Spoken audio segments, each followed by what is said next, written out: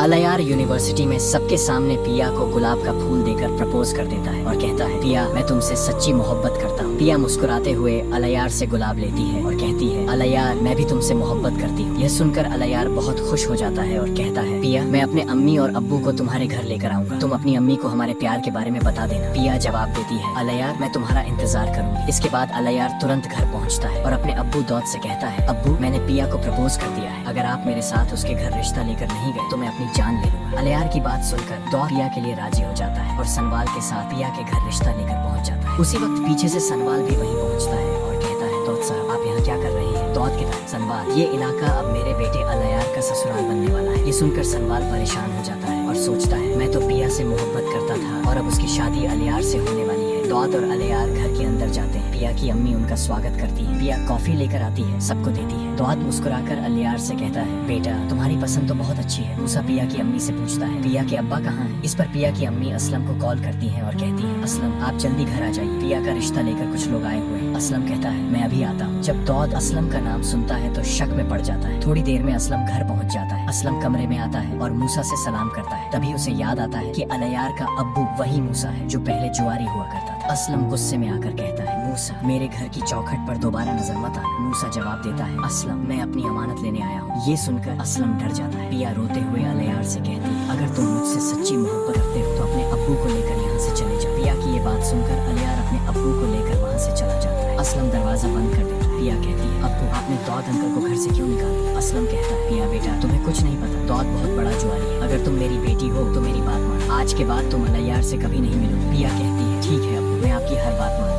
अगले ही दिन दौद बदला लेने के लिए पुलिस को असलम के घर भेज देता है। पुलिस असलम को गिरफ्तार करने आती है। तभी पीछे से सनवाल पिया को रोता देख वहाँ पहुँचता है और पुलिस से पूछता है, आप असलम साहब को क्यों गिरफ्तार कर रहे हैं? पुलिस कहती है, इन्होंने दौद की जमीन खाली नहीं की, इसलिए हम इन्हें गिरफ्तार कर रहे हैं। सनवाल पिया से वादा करता है, मैं तुम्हारे अब्बू को जेल से रिहा करवाऊंगा। जब पुलिस असलम को थाने ले जाती है, दौद वहाँ आता है और कहता है, असलम मैं अपनी अमानत पिया को लेने जा रहा हूँ और तुम जेल में हो, कुछ नहीं कर सकते। इसके बाद असलम जेल में अपने वकील से कहता है, जल्दी से सनवाल को बता दो कि दौद पिया को किडनैप करने वाला है, इसलिए पिया का ख्याल रखना और उसे कहीं छुपा दो। सनवाल पिया और उसकी अम्मी को लेकर किसी और घर जा रहा होता है कि अचानक पीछे से दौद के लोग उन पर हमला करते हैं। एक आदमी पिया पर गोली चलाने लगता है, लेकिन सनवाल बीच में आ जाता है और गोली सनवाल की बाजू पर लगी है। उसी वक्त उसी रास्ते से अलयार गुजर रहा होता है। वो सब कुछ देखकर उनके पास आता है। पिया गुस्से में कहती है, मुझे तुमसे नफरत है क्योंकि तुम्हारे अब्बू ने मेरे अब्बू को जेल में डलवाया और अब मुझ पर गोली चलवाई। ये तो अच्छा हुआ कि वो गोली सनवाल को लगी। पिया सनवाल को अस्पताल ले जाती है जहाँ डॉक्टर उसका इलाज करते हैं। अलयार घर जाकर अपने अब्बू दौद से कहता है, आपने पिया पर गोली चलवाई और असलम साहब को जेल में डलवाया। दौद रोते हुए कहता है, अलयार प्लीज मुझे माफ कर दो। अलयार कहता है, अब्बू अगर आज असलम साहब जेल से रिहा नहीं हुए तो मैं खुद को गोली मार लूंगा। दौद डर जाता है और तुरंत पुलिस को कॉल करके कहता है, असलम को छोड़ दो। असलम रिहा होते ही सनवाल के पास जाता है और कहता है, सनवाल तुमने खुद गोली खाकर पिया की जान बचाई, इसलिए मैं चाहता हूँ कि तुम्हारी शादी पिया से हो। सनवाल मुस्कुराकर कहता है, जी मैं तैयार हूँ, लेकिन पहले हमें दौद को सजा दिलवानी होगी। असलम मीडिया में जाकर दौद के सारे गुनाह उजागर कर देता है। पुलिस दौद को गिरफ्तार कर थाने में भेजी है।